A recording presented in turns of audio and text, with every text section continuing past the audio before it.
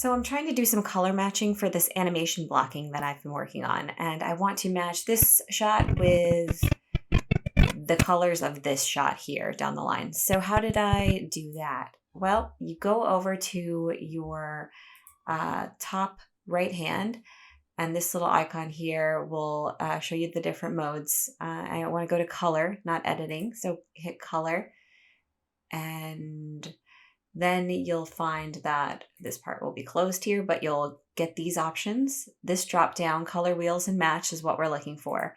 So if we expand that, click the shot that you want to change, and then we're going to go to comparison view. And here we have the shot that I want to match, but oftentimes it'll open to a different shot. You might get the same shot that you had open.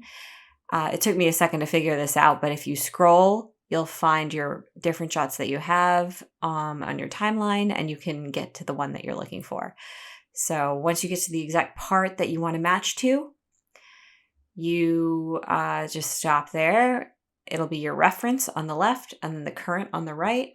And you're going to, you can have face detection selected. I find that helpful. And you'll apply match and just watch all of these color wheels once you do it. You get some changes to the color wheels, and your colors change on the current view. This has more dark colors and purples, so it's matching there.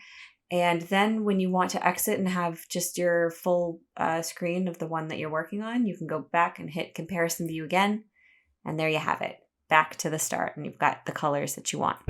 That's it. See you guys soon.